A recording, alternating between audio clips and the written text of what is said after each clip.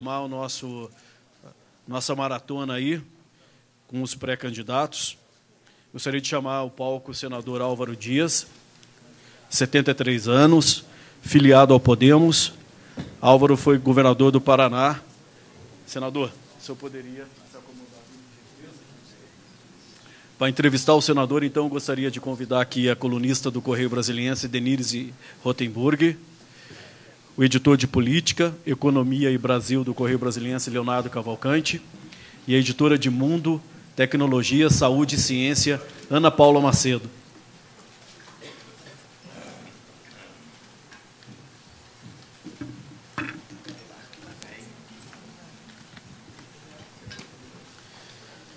Senador, muito boa tarde, obrigado pela presença. Estamos aqui numa maratona desde manhã, muito debate, muitas ideias sendo trocadas, e a gente gostaria agora de ouvi-lo. E eu gostaria de começar com a primeira pergunta. Normalmente eu faço essa pergunta quase no final para os candidatos, mas para o senhor eu vou iniciar a nossa sabatina. Por que o senhor quer ser presidente da República? Olha, o nosso sonho é a refundação da República. Nós temos uma república que mais se parece o império. Ela nasceu com gravíssimo defeito de origem. As instituições públicas divorciadas da sociedade, a ponto de, historicamente, registrarmos Canudos como uma batalha que fez vítimas, homens, mulheres, crianças, absolutamente ignorados pelo Estado brasileiro, pela República, que alimentava os seus próprios elitismos e os seus privilégios. Nós vamos completar, estamos próximos de completar 130 anos da República, 120 anos de Canudos. E a sensação que passa é que uma minoria governa o país, explora o esforço coletivo para a preservação dos seus privilégios e dos seus elitismos. Nós elaboramos as leis, mas elaboramos supostamente em nome do bem, para condenar o mal. Às vezes elaboramos bem, às vezes elaboramos mal. E quando elaboramos bem, muitas vezes elas são ignoradas, outras vezes interpretadas ao sabor de conveniências. Isso não é república. Aí se estabelece, se consagra o divórcio entre as instituições públicas, a sociedade e as suas aspirações. Nós só poderemos olhar para nós mesmos, para as nossas crenças, para as nossas instituições e pensar na construção de uma grande nação se refundarmos a República com leis às quais nos submetamos integralmente e sendo todos iguais perante a lei. Portanto, este é o objetivo central da nossa candidatura à presidência da República. O que a gente percebe hoje, andando nas ruas, é um divórcio entre a sociedade e os políticos, a ponto de grupos mais radicais defenderem a volta da intervenção militar. Como o senhor avalia isso? E por que se chegou a esse ponto? A angústia, o desespero, nós estamos vivendo uma tragédia política. O Brasil foi empurrado para um caos administrativo. Há, hoje, no país, 52 milhões de brasileiros abaixo da linha da pobreza. Numa nação fantasticamente rica, as riquezas, as potencialidades econômicas extraordinárias, contrastando com uma pobreza imensa e provocando esta revolta latente. Evidentemente, esses extremismos não nos levam a nada. Esses extremismos afundam ainda mais a nação. Não se constrói uma nação com extremismos. O que nós estamos propondo é um pacto nacional, um pacto que envolva os políticos de bem. Só não participarão aqueles que são do time do quanto pior, melhor. Mas aqueles que pensam no futuro do Brasil são convocados para um pacto nacional suprapartidário envolvendo sindicatos, associações, instituições, entidades, o Brasil real na busca do seu futuro. Bom, o senhor, no programa Roda Viva, o senhor falou em troca, em redução do número de deputados e senadores. O senhor já acabou de dizer aí que tem a turma do toma lá da cá e do quanto pior, melhor. Qual seria o número ideal de deputados e senadores na sua avaliação e o que mais o senhor propõe em termos de redução do déficit fiscal? Olha, essa nossa proposta, que começa em 99, quando assumi o Senado, ela vem no contexto da refundação da República, que exige um conjunto de reformas para a substituição desse sistema. Sistema político e sistema de governança. Esse sistema de governança corrupto, incompetente, incapaz, que levou o país a mergulhar nesse oceano de dificuldades. Uma fábrica de escândalos de corrupção e a matriz dos governos incompetentes. Foi instalado em Brasília, clonado, transplantado para estados e municípios, distribuindo corrupção e incompetência, infortúnio para a população. Nós falamos na reforma do Estado. É redução do Poder Executivo, sim. Ministérios, paralelismos eliminados, superposição de ações eliminadas também, não é? Redução de ministérios, de empresas estatais, de secretarias, diretorias, coordenadorias, cargos comissionados, etc. Mas também no legislativo. Um legislativo mais enxuto, mais econômico e mais qualificado, capaz de reabilitar as esperanças da população no poder legislativo e na democracia. Nós temos que reduzir o Senado em cerca de 1/3. Ao invés de 3 senadores por Estado, 2. A Câmara dos Deputados, que é a representação da população, seria, evidentemente, reduzida, mas, sobretudo, se restabeleceria a proporcionalidade da representação, porque hoje há flagrante distorção. Alguns estados possuem mais deputados do que outros estados. Para exemplificar, Roraima, um deputado fala por 50 mil habitantes, São Paulo, um deputado fala por mais de 500 mil habitantes. Então, há um desequilíbrio na representação popular. Nós reduziríamos em mais de 20% a Câmara dos Deputados e, proporcionalmente, Assembleias Legislativas e Câmara de Vereadores. E indagarão, mas é possível?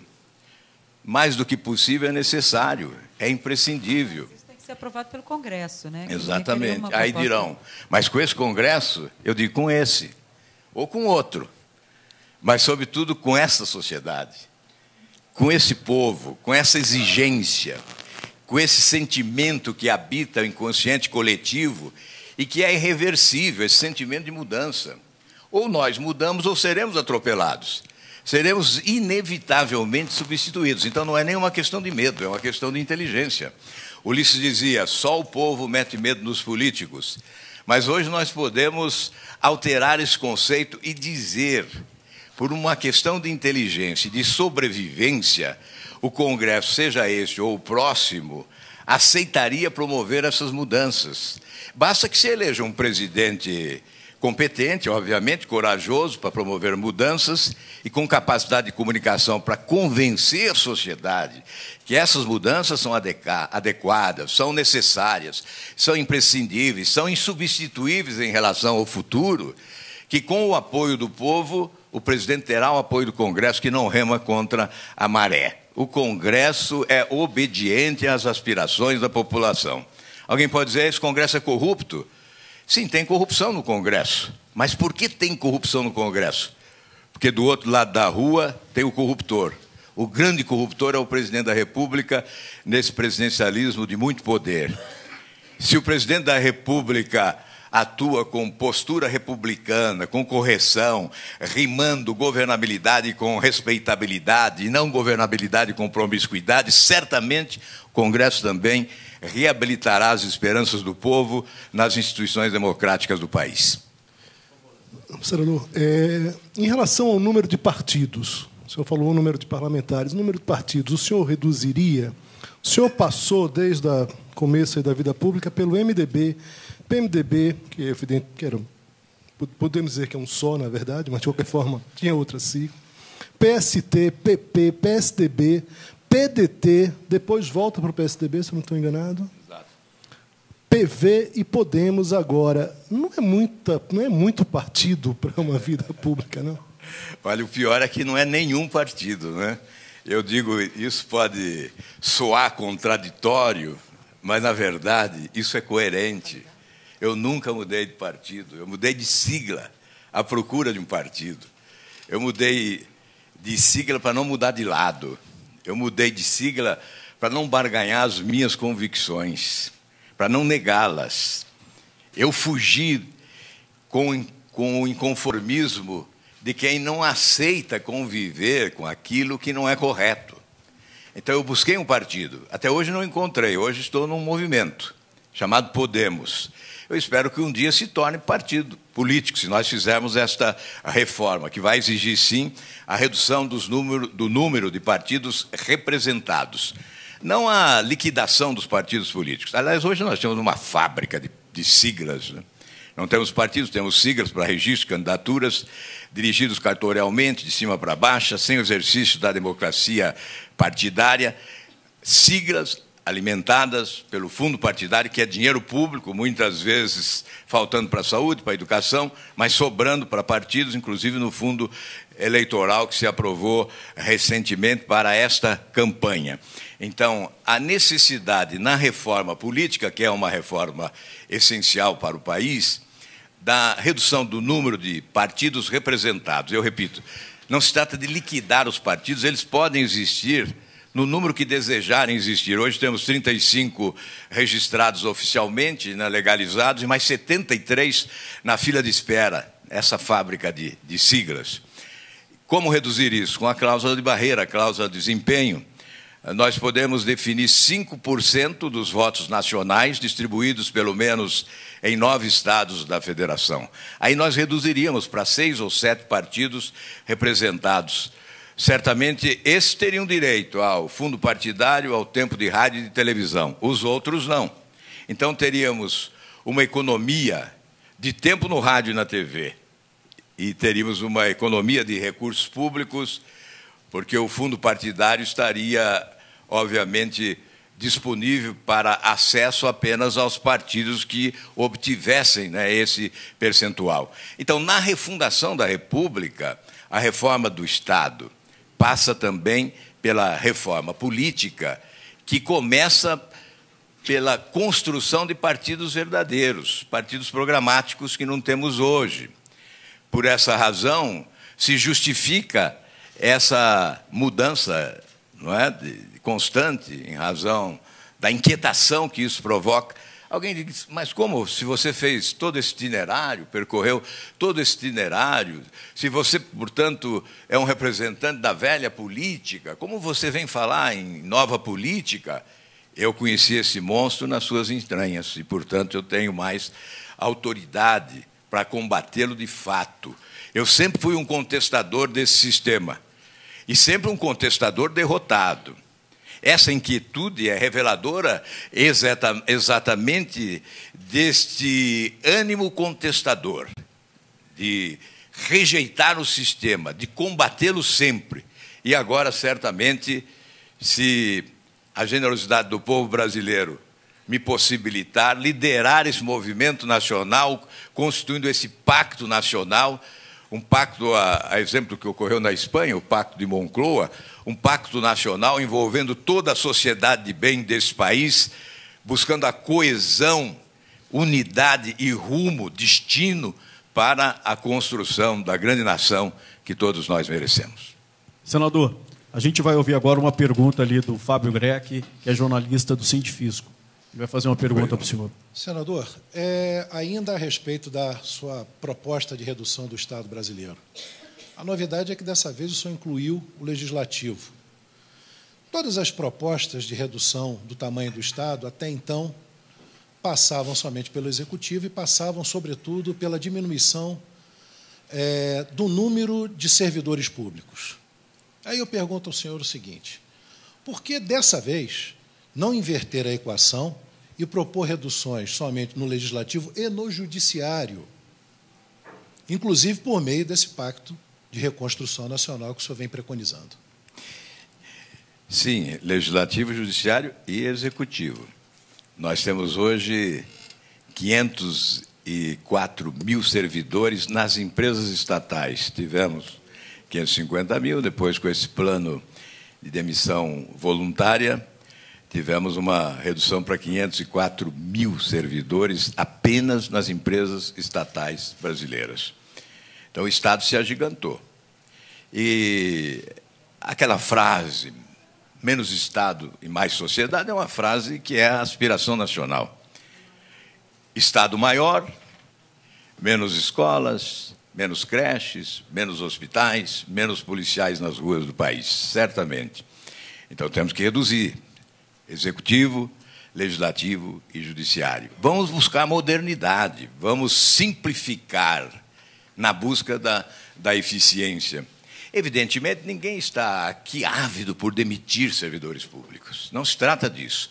Trata-se de reacomodá-los em funções em que possam ser utilizados na nova República para o oferecimento de resposta às demandas sociais, hoje não respondidas, porque os serviços públicos são precários, são claudicantes, são ineficazes. Por isso, a arrumação do quadro administrativo, com carreiras típicas de Estado, sim, com a valoração do merecimento, com um vínculo.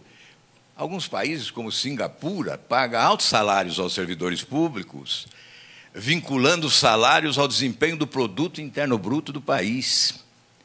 Se cresce o produto interno bruto, cresce o salário do servidor público. É o estímulo à eficiência, à dedicação, ao estudo, ao talento. Nós temos que partir para isso, nós temos que ousar, nós temos que acreditar. O Brasil não pode se considerar um país inferior a Singapura, que avançou, que combateu a corrupção, que adotou um modelo educacional competente, que arrumou a gestão pública, e hoje tem uma renda per capita excepcional, talvez a melhor renda per capita do mundo, né? Está em oitavo lugar no índice de corrupção, e era um desastre, era um mar de lama.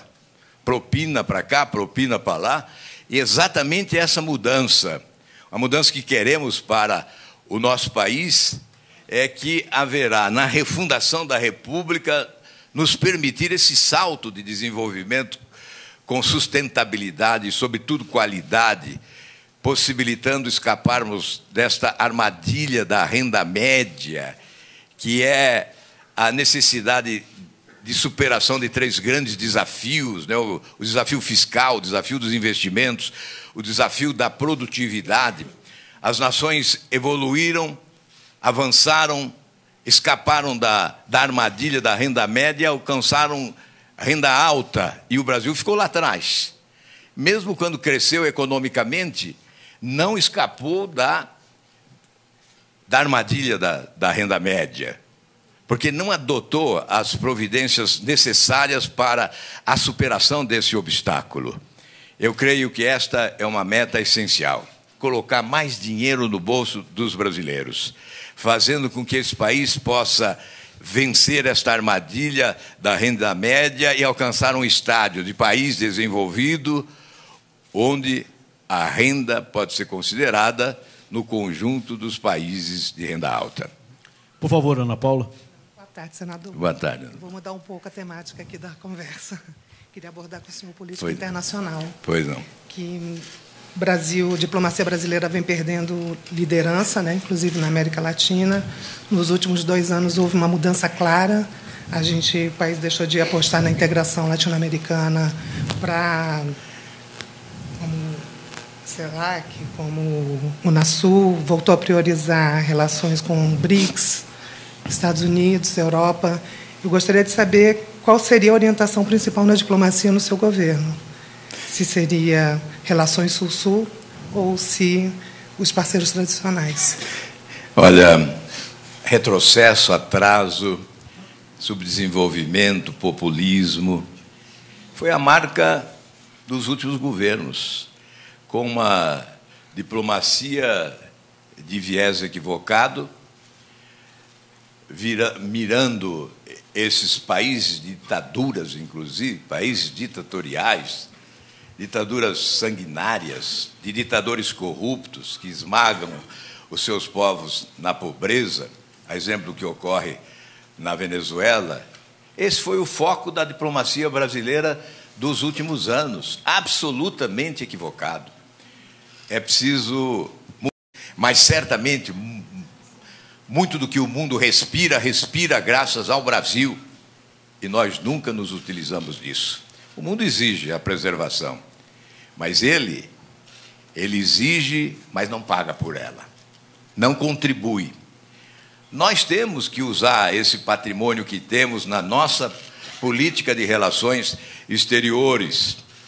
E eu aduziria aqui, já que nós estamos num momento em que a violência no país preocupa, que a questão de segurança pública é prioridade, eu diria que, através da diplomacia, nós devemos propor uma frente latino-americana de combate à produção e ao tráfico de drogas. Uma frente certamente vinculada à Organização dos Estados Americanos. Há outras questões, como, por exemplo, esse foro de combate aos ilícitos transnacionais, inaugurado recentemente pelos Estados Unidos. Nós temos que apoiar, integrar, valorizar e ampliar, ampliando para outros setores da defesa, da segurança, da saúde, da educação. Relações diplomáticas devem, evidentemente, respeitar a soberania dos povos, mas colocar em primeiro lugar os interesses nacionais. Eu queria voltar na questão do tamanho do Estado. O senhor falou... Aliás, ainda não terminou ali, eu quero só aduzir, por favor. Agora que eu olhei ali o tempo. Na verdade, eu vou dar só um exemplo de comportamento em relação à diplomacia. Se eu for presidente da República, o BNDES não vai botar dinheiro para gerar emprego em Cuba, em Angola, em Moçambique, não vai botar dinheiro para construir metrô na Venezuela. Vai colocar dinheiro no Brasil para gerar emprego aqui. E mais, com um país ditatorial, nós não vamos negociar economicamente. Queria voltar nessa questão do tamanho do Estado. Um Estado enxuto, eficiente. Isso significa privatização? O senhor trabalha com a possibilidade de privatização de Petrobras, Banco do Brasil, Caixa Econômica, Eletrobras. A gente está agora tudo nesse contexto de discussão de política de preço de combustíveis, o governo intervindo. A gente já viu o desastre que foi congelamento de preços durante o governo de Dilma Rousseff, prejuízo de 40 bilhões de dólares para a Petrobras. Como é que o senhor vai tratar essa questão? Olha, 146 empresas estatais no país, 38% dessas empresas foram empresas criadas durante os governos do PT, quase sempre como cabide de emprego, desnecessárias, inclusive. Nós nem conhecemos muitas dessas empresas, o povo brasileiro nem sabe que elas existem, mas elas existem e custam caro. Quem paga a conta é o contribuinte. Então, é inevitável um programa de privatização. Primeiramente, um estágio de revalorização dessas empresas. Elas foram desvalorizadas pela corrupção e pela incompetência. É preciso valorizar a empresa pública brasileira para depois colocá-la em leilão, vendê-la. Em relação a algumas instituições essenciais, mais do que uma empresa, Petrobras é uma instituição. Mais do que uma empresa, Banco do Brasil, Caixa Econômica são instituições, BNDES. São instituições fundamentais para permitir que não sejamos inteiramente reféns do sistema financeiro privado. Me refiro a Banco do Brasil e Caixa Econômica Federal especialmente. São essenciais para a alavancagem do nosso desenvolvimento. Não cogitamos privatizar Banco do Brasil, Caixa Econômica Federal, BNDES, não cogitamos privatizar Petrobras. Esta é uma grande empresa, uma empresa invejável, de reputação internacional, que foi dilapidada no seu patrimônio, que foi assaltada. Nós temos que arrancá-la dos seus assaltantes, mas devolvê-las ao povo brasileiro como empresa estatal.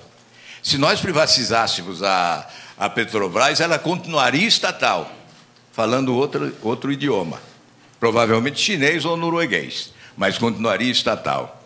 O que nós admitimos é a privatização no entorno, é a competição no entorno, é a livre iniciativa no entorno da Petrobras, as subsidiárias, exploração, distribuição. Agora, o controle da empresa tem que ser estatal, mas não pode ser esse controle atual, com essa política de preços. Essa política de preços seria admissível em empresa privada. Lucro a qualquer preço. Legítimo buscar o lucro. Agora, uma empresa estatal tem que exercitar, na sua plenitude, a função social, especialmente numa área essencial. O presidente da República decreta que o presidente da Petrobras pode aumentar o preço dos combustíveis na hora que ele quer. Aí aumenta quase todos os dias, no desespero de tapar esse buraco enorme que a corrupção abriu na Petrobras, e nós pagamos a conta. Aí nós vamos verificar, 392 empresas estão importando combustível. 100 e poucas, 160 talvez, de 2016 para cá, exatamente depois que o presidente decretou esta política de preços, autorizou essa política de preços. E o refino do petróleo é feito lá fora. Por que não aqui? Petroleiros alegam que nós temos condições de promover o refino do nosso petróleo integralmente no Brasil. E aí pagaríamos que preço pelo combustível? O preço referente ao custo da produção do barril aqui, não lá fora. Lá fora é $80 hoje ao barril. Aqui não sei, porque o governo não explicita isso, mas fala-se em $30, $40 o barril. Portanto, a referência para a fixação dos preços deveria ser exatamente o preço, o custo da exploração do petróleo e do refino do petróleo no nosso país. A Petrobras, portanto, pode continuar sendo a empresa estatal, orgulho de todo o país. Bom, senador, vamos entrar um pouquinho na questão educacional. A União é hoje o ente federado que menos investe em educação. Os estados aplicam 40% em relação ao PIB, os municípios 41% e a União 18,2%. O senhor é a favor de federalizar o ensino básico? O senhor defende que as universidades, quem possa pagar alguma taxa, pague alguma taxa para estudar na universidade pública? Como é que está essa sua proposta para a área de educação? Olha, eu fui relator do Plano Nacional de Educação no Senado e, em 30 dias, nós ouvimos 30 autoridades educacionais do país, apresentamos 103 emendas, 50 emendas foram aprovadas, as principais não, obviamente, aquelas que diziam respeito a uma lei de responsabilidade educacional não foram aprovadas, mas se esse plano estivesse sendo respeitado, nós teríamos hoje um outro cenário na educação no país, estaríamos dando um salto de qualidade em matéria de educação no Brasil. No entanto, é letra morta. Como tantas outras leis, né, o que disse logo no início, na abertura desse debate, eu afirmei que nós elaboramos leis para serem ignoradas. O Plano Nacional de Educação é uma lei aprovada pelo Congresso, sancionada pelo Presidente da República e ignorada. Que já está com os prazos estourados, inclusive. Lá se coloca 10% do PIB para a educação. Hoje nós estamos aí próximo de 6%. Lá se fala em formação, em qualificação do magistério, em ascensão social do professor, em valorização salarial do professor. O professor deveria ganhar salário equivalente, até o 5º ano de execução do plano, o professor deveria ganhar o equivalente aos profissionais com cursos similares. Então, o engenheiro, o advogado, o dentista, o médico, o professor deveria ganhar igual. No entanto, nós sabemos quanto ganha o professor no país hoje. Não se trata de federalizar a educação, mas se trata de rediscutir os orçamentos. Do nosso ponto de vista, essencial é a educação infantil. A prioridade número 1, educação infantil. É o período essencial para a formação. Aliás, a falta de proteína na infância provoca debilidade mental. Jamais o ser humano vai alcançar as suas potencialidades se não receber a boa formação nesse período de 0 a 6 anos. Então, prioridade absoluta para educação infantil. Aliás, o investimento em educação infantil é o investimento de maior retorno. Não há nenhuma atividade no mundo, nenhuma atividade humana que proporcione o retorno que proporciona o investimento em educação infantil. $1 investido tem retorno de 6 ou 7 dólares. Eu estou dizendo isso com base em estudos. Contestem aí as lupas da vida, esses números, né? Contestaram, mas esse é o número que eu tenho. $1 investido corresponde a um retorno de 6, 7 dólares. Em segundo lugar, o ensino fundamental, com foco no ensino integral, especialmente técnico. O ensino integral é essencial também para a formação. E aí vem o ensino superior. Nós não podemos abdicar também da responsabilidade do Estado brasileiro de oferecer oportunidades de aprendizado no ensino superior à juventude pobre do país. Mas quem pode pagar? O senhor acha que tem que pagar? Exatamente. Essa é uma questão que nós temos que legislar a respeito. Obviamente, sou favorável à cota social, ou seja, para os originários da escola pública, um espaço assegurado e gratuito no ensino superior. E, obviamente, aí é preciso estabelecer na legislação a prerrogativa de se cobrar em função da declaração do imposto de renda. Senador, até que ponto não está vinculado ao governo Michel Temer desde o primeiro momento o beneficia em relação às pesquisas eleitorais? A depender do recorte regional, o senhor pontua muito bem. Eu fiz essa pergunta ao ex-ministro Meirelles, tentando mostrar que quem foi mesmo a favor do impeachment, que em determinado momento se vinculou ao governo, tem índices muito ruins em relação às pesquisas. Até que ponto isso lhe beneficia, ter sido um crítico desde o início em relação ao governo Temer? Olha, eu tenho sido um crítico histórico, não só ao governo Temer, né? Eu até aproveito a sua indagação importante para colocar que, na minha trajetória de 42 anos de mandato eletivo, eu fui governo apenas 4 anos, quando governei o Paraná. Seria difícil fazer oposição a mim mesmo, né? Então, fui governo naqueles 4 anos, e depois 7 meses no segundo mandato do presidente Fernando Henrique Cardoso, em 99, quando eu voltei ao Senado Federal. Apoiei o governo até agosto, aí houve o rompimento. Portanto, em toda essa trajetória, eu quase sempre fui oposição. Durante o impeachment da presidente Dilma, eu via razões também para o impeachment do vice-presidente Temer. E a minha proposta, até que me colocou em confronto com o PSDB, que foi a gota d'água para que eu deixasse o partido, foi que eu desejava um impeachment completo. Tanto é que denunciei pedaladas de autoria do presidente Temer, confirmadas depois pelo Tribunal de Contas, à época.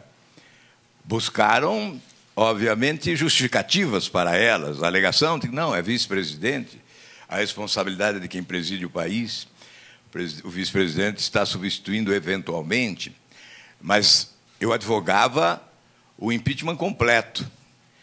Ele ocorreu pela metade? Não, pela metade não, menos da metade, porque a presidente Dilma não teve os seus direitos políticos suspensos, rasgaram a Constituição. Só há uma vírgula separando o impeachment da suspensão dos direitos políticos, a perda do mandato da suspensão dos direitos políticos. Só há uma vírgula. Não há nem parágrafo diferente, não há um dispositivo separado. Então, é isso que eu disse na abertura.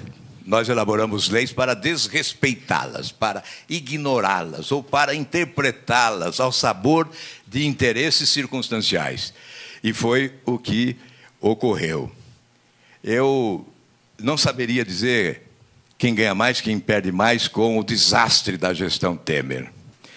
E não é um desastre porque ele é incompetente. Eu não creio na incompetência dele. O desastre ocorre por falta de credibilidade, porque está envolvido nos escândalos de corrupção. Pela primeira vez na história desse país, um presidente da República é denunciado criminalmente pela Procuradoria-Geral da República e não perde o seu mandato porque monta um balcão de negócios para comprar votos na Câmara dos Deputados. Então, eu creio que quem traz o carimbo dessa gestão está condenado. Mas não seria bom até que o presidente Temer fosse ele o candidato? Porque se ele não foi julgado pela justiça ainda, porque a Câmara dos Deputados impediu, ele seria julgado pela população brasileira nas eleições. Certamente, quem traz a marca do governo Temer ou dos últimos governos desse país sofrerão as consequências da rejeição do povo brasileiro. Por favor, Fábio. Senador, eu já fiz essa pergunta hoje, mas vou repeti-la ao senhor. O Brasil tem uma fronteira permeável e, quando se fala nisso, habitualmente se diz que é preciso aumentar a vigilância eletrônica, presença das Forças Armadas, reequipamento e aumento de efetivo policial. Jamais incluem a Receita Federal nesse aparato de segurança. Nesse Estado refundado que o senhor está sugerindo, onde é que a Receita Federal vai entrar nesse sistema? Olha, nesse mutirão está presente a Receita Federal, indiscutivelmente. É inadmissível que ela não participe desse mutirão.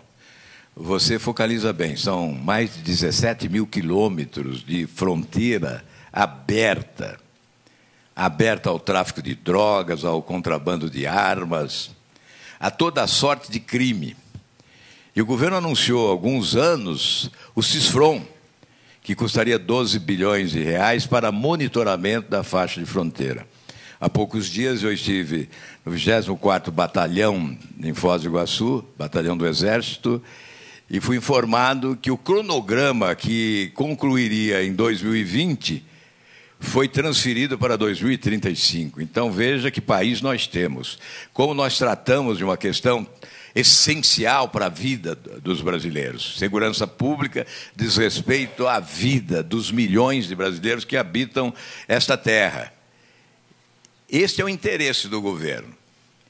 2035, equipamentos hoje adquiridos já estarão defasados. Mas nós não temos dinheiro para um sistema de monitoramento na faixa de fronteira, mas temos dinheiro para construir um aeroporto fantasma em Moçambique. Por que não usar o BNDES, fazer com que ele retome a sua história? Olha, o BNDES é um banco fantástico. Acho que em 2015 o que ele tinha em caixa era equivalente a 279 bilhões de dólares. Um banco mais poderoso do que o Banco da Coreia do Sul e o Banco do Japão de Desenvolvimento. Por que, ao invés de construir o metrô de Caracas, na Venezuela, nós não podemos construir o metrô de Belo Horizonte? Ao invés de construir o porto de Mariel, em Cuba, nós não podemos sanear a Baía de Guanabara ou as águas do rio Tietê? Por que nós não podemos instalar um CISFRON, um sistema de monitoramento da faixa de fronteira, com esse financiamento do Banco de Desenvolvimento Econômico e Social? Vamos trazer de volta o S, porque ele foi retirado da sigla do BNDES. Então, é evidente que nós precisamos de recursos para oferecer segurança pública de qualidade à população. Precisamos de um sistema de inteligência que adote as medidas preventivas para reduzir os índices de violência. Não há nenhuma dúvida. A violência que cresceu nas grandes cidades, alcançou as médias e avançou para as pequenas cidades do país, começa lá. É na tríplice fronteira ou lá na fronteira do norte do país, especialmente. E nós temos que adotar um sistema de inteligência capaz de propor medidas preventivas para a redução da violência no país e, obviamente, a Receita Federal será convocada a participar deste grande mutirão. A segurança pública tem que partir de 3 pilastras básicas: financiamento, planejamento e indução. Ou financiamento, qualificação e indução. Indução de políticas competentes para fazer frente ao crescimento da marginalidade no país. e, sobretudo, o restabelecimento da autoridade, porque a autoridade afrouxou. Quando a autoridade não se impõe, a marginalidade se sobrepõe. Os marginais se consideram mais poderosos que as autoridades constituídas. A ausência de autoridade no Brasil abriu espaço para a violência. Por favor, Ana Paula. Eu vou permanecer na minha seara, só que agora ciência e tecnologia, que a comunidade científica se ressente de um corte profundo, né, de investimentos. O orçamento teria caído de 8,4 bi em 2014 para estimados 2,7 bi esse ano, impactando fortemente nas pesquisas, com fuga de talentos, o fim do programa Ciência Sem Fronteira, que, além do perfil acadêmico, também impacta, segundo a comunidade científica, na produção científica do país. Queria saber de que forma qual a importância que o senhor dá a esse setor e de que forma que ele está contemplado, né, no seu programa. Olha, revendo as prioridades, ou estabelecendo prioridades com competência e visão estratégica de futuro. Nós voltamos àquele desafio da produtividade. No contexto desses países de renda média, nós só ganhamos, em matéria de produtividade, da África do Sul e, talvez, de Sri Lanka e da Ucrânia, por razões óbvias. Nós dependemos de um modelo educacional moderno e de investimentos em ciência e tecnologia. Olhem o mapa do mundo e verificarão que os países que se desenvolveram foram aqueles que investiram em ciência e tecnologia. Vai para a Coreia do Sul, investe 4%. O Brasil não chega, não sei se está ao redor de 1% de investimento, 1% do PIB em ciência e tecnologia. E as nossas pesquisas, elas são realizadas à custa de bolsas de estudo. E, obviamente, com a redução dos valores, nós estamos expulsando talentos. Pesquisadores estão indo embora para exercitar o próprio talento e oferecer resultados. Nós empobrecemos. O Brasil não alcançará os índices... Eu vou citar mais um exemplo aqui, em relação à renda, porque essa é uma questão que eu acho que cala profundamente no brasileiro. A nossa renda per capita é miserável, né? Aliás, perdemos 10% nessa última crise, da maior recessão dos últimos 50 anos, do maior desemprego dos últimos 25 anos, tivemos uma queda de renda per capita ao redor de 10% e alcançaremos o índice de renda per capita de 2012 apenas em 2022 ou 2023, se conseguirmos arrumar as coisas nesse país. Mas vamos ao exemplo. Há 60 anos, a renda per capita brasileira equivalia a 15% da renda americana. A Coreia do Sul e Taiwan tinham uma renda per capita inferior à nossa. Hoje, a nossa renda per capita equivale a 25% da americana e a renda per capita da Coreia do Sul, 70%. Por quê? Investiu em ciência e tecnologia. Evidentemente, investiu em educação, mas investiu fortemente em ciência e tecnologia.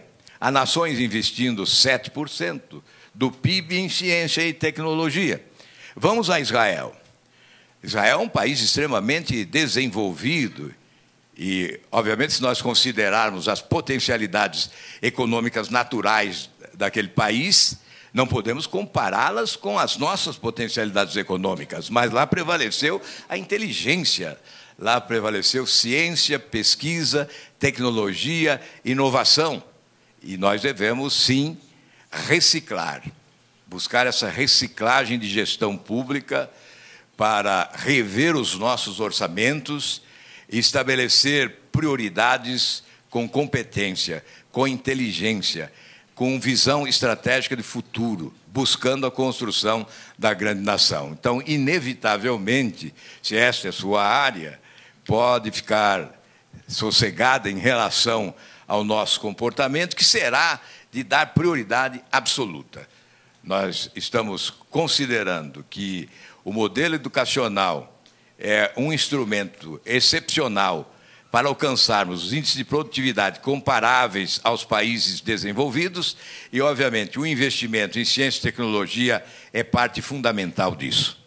Eu estou vendo aqui o deputado Luiz Carlos Rauli, que é relator da reforma, da mini-reforma tributária. Queria que o senhor comentasse rapidamente qual o seu projeto de reforma tributária e também...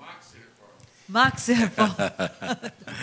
E também a sua proposta para a Previdência, uma vez que é uma reforma que há aí um consenso de que ela é extremamente necessária e quanto mais rápido for feita, melhor para o país. Queria que o senhor, por favor, comentasse. Olha, não é influência do Rauli, não, viu? Obrigado. Não é influência do Rauli, que foi secretário da Fazenda quando eu fui governador do Paraná e é um especialista em legislação tributária, modelo tributário. Não é por influência dele, não, mas a reforma tributária é a grande reforma. Se há vários sonhos na refundação da República, um sonho prevalente é certamente o da reforma tributária, mas um modelo competente, capaz de promover crescimento econômico, com geração de emprego, porque o drama do desemprego no Brasil é uma angústia permanente. Então, uma reforma inteligente, com base nas propostas do Rauli, obviamente, mas o importante é a simplificação desse modelo. Eu carimbo assim como imposto quase único, porque se nós temos mais de 70 impostos, contribuições sociais, alíquotas, emolumentos, taxas, etc., nós vamos reduzir significativamente isso. Então, dá para falar imposto quase único. Aí, o IVA, né, que é uma proposta do relator Rauli, que é o imposto de valor agregado, o valor adicionado, nacional, com uma fase de transição para o subnacional, que envolverá ICMS e ISS, mexendo aí com a guerra fiscal. É evidente que, se houver prejuízo num primeiro momento, nós temos que compensar, quem sabe criando um fundo, que podemos utilizar, inclusive, recursos do programa de privatização para compensação a estados e municípios nesse primeiro momento. Enfim, o essencial é que seja um modelo progressivo, tributando menos no consumo, mais na renda, e isentando em áreas essenciais, como cesta básica, medicamentos, sobretudo na faixa de idosos. Enfim, este é o sonho de um modelo tributário que vai proporcionar que a roda da economia gire com mais força, o país crescendo mais, o governo arrecadando mais, a população pagando menos e, inclusive, reduzindo o custo dos produtos que consumimos, porque, obviamente, o impacto da carga tributária será inferior no preço final dos produtos indispensáveis para o consumo da sociedade. Então, este é o modelo. É claro que nós estamos conversando com muita gente, não é? Reduzir carga tributária aumenta a receita. Eu tenho um exemplo lá do nosso governo, o Raul deve se lembrar, nós tínhamos uma grande sonegação na área de carne e, em determinado momento, nós reduzimos de 17% o ICMS da carne para 7% e aumentou a receita do setor em 300%. Portanto, eu tenho essa convicção.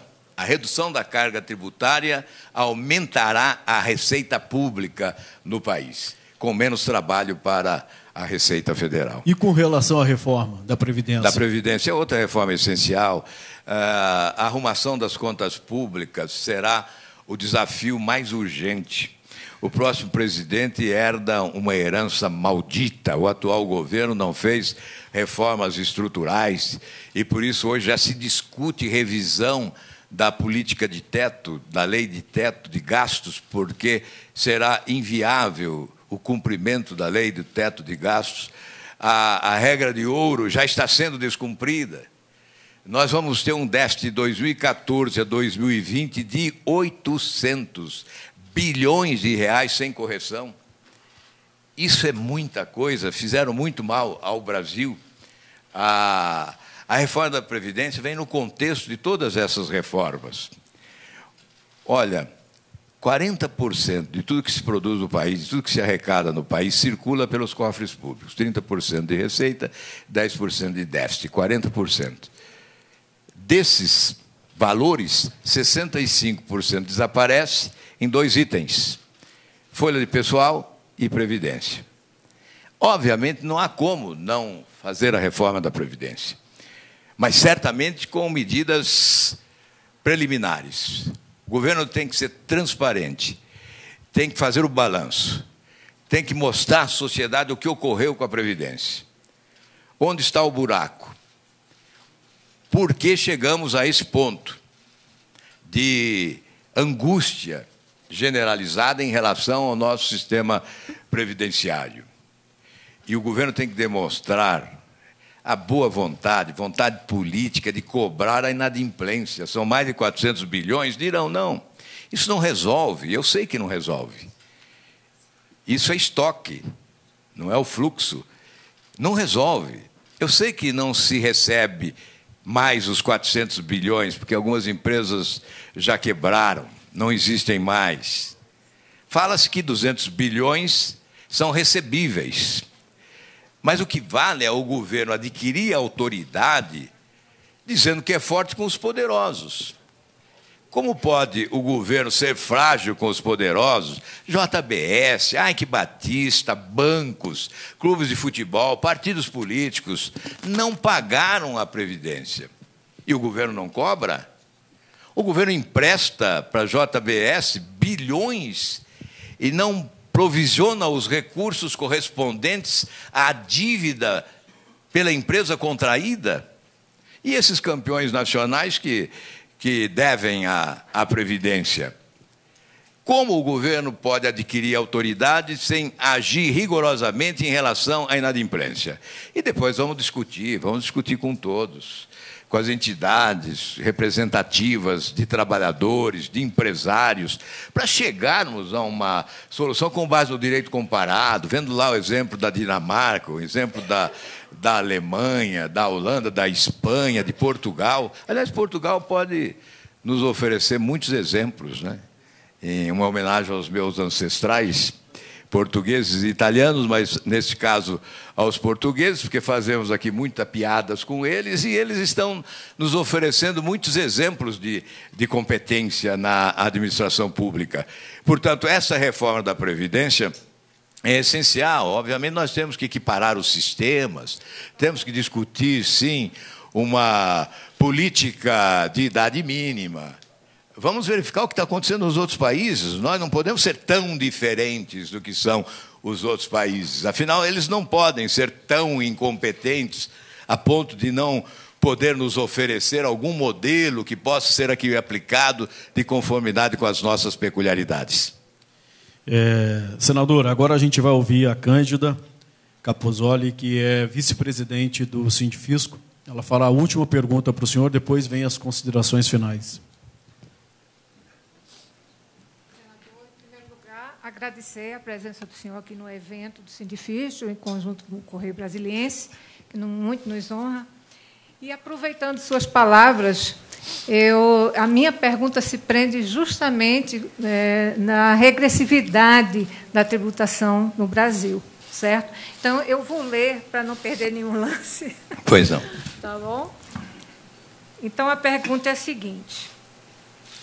O senhor sabe muito bem que a Constituição brasileira prega que os tributos devem ser graduados de acordo com a capacidade econômica dos indivíduos.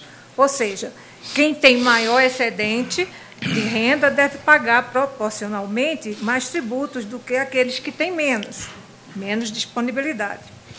No restante do mundo civilizado, a tributação sobre o consumo representa metade do peso da tributação sobre a renda e o patrimônio, na carga tributária total. No Brasil, ocorre justamente o contrário. A carga tributária sobre o consumo é o dobro da carga sobre a renda. Isso ajuda a tornar o Brasil o 10º país com a pior distribuição de renda do mundo. Eu pergunto, de que forma o senhor pretende convencer o Congresso, onde se reúnem os mais variados interesses corporativos, de que a regressividade tributária está na base da má distribuição de renda brasileira e que essa má distribuição é responsável por boa parte das mazelas sociais? Sem dúvida, inteligente pergunta. Está na essência desse modelo de reforma que nós desejamos, a mais correta redistribuição dos encargos, porque hoje alguns pagam demais, outros pagam de menos e outros nada pagam. Então, há uma injustiça generalizada. O que se pretende é que os que podem mais paguem mais, os que podem menos paguem menos, mas que todos paguem de conformidade com as suas possibilidades, e isso é constitucional, como você salientou. Então, esta é a regra básica. Agora, como fazer o Congresso aprovar? Nós sabemos como, com o apoio da população. Um governante que tem o apoio do povo tem a arma mais poderosa para manejar. E, certamente, com o apoio da população, se terá o apoio do Congresso. Mais uma vez, eu quero repetir. Eu aposto na inteligência da população que escolhe os congressistas. E aposto na inteligência dos congressistas que não afrontam a população que elege. O que tem ocorrido é que quem preside o país não tem exercido o protagonismo com competência, com habilidade política e com ética. Instala o balcão de negócio para comprar votos e perde o apoio popular. Nós temos que inverter essa lógica. Ao invés de irmos ao Congresso cooptar votos, primeiramente nós vamos à sociedade convencê-la da conveniência das nossas propostas. E se nós tivermos a competência para convencer a população de que nós estamos certos, de que esta proposta de reforma tributária é boa para o país, vai promover o desenvolvimento, temos que fazer as encenações em relação aos efeitos da proposta, não é? Nós temos as simulações, né, em relação aos efeitos da proposta. Por exemplo, convencer a sociedade. Olha, esta carga tributária distribuída desta forma vai proporcionar uma redução no preço do combustível de X%. Você vai pagar pelo combustível X% menos do que paga hoje com esta reforma tributária. É evidente que a sociedade vai aprovar. E o Congresso não vai resistir. E ela não tem porquê. O Congresso é a sociedade. Tem que ser o espelho. Tem que refletir as aspirações. Tem que verbalizar o discurso popular. Tem que verbalizar o discurso da sociedade. Então, eu acredito, é por isso que eu vou insistir, já que nós estamos chegando ao final, eu vou insistir com a tese do Pacto Nacional. Nós temos que ser desprendidos, acabar com esse conluio partidário. Nós temos que substituir essa política do presidencialismo de coalizão pelo presidencialismo suprapartidário para a promoção das reformas fundamentais e que dizem respeito ao futuro desse país. Não é possível que não vamos convencer os brasileiros de que isso é importante. Não é possível que não vamos conseguir convencer os congressistas de que isso é importante. Eu estou aqui porque acredito nisso, senão não estaria aqui. Estaria em outro lugar, seguramente, mas não estaria aqui se não acreditasse nesse projeto da refundação da República. E se eu não acreditasse nele, estaria desacreditando o futuro do Brasil. Porque se nós não fizermos essa mudança, o Brasil não tem futuro. Suas considerações finais, o senhor tem mais 2 minutos ainda. Pois não.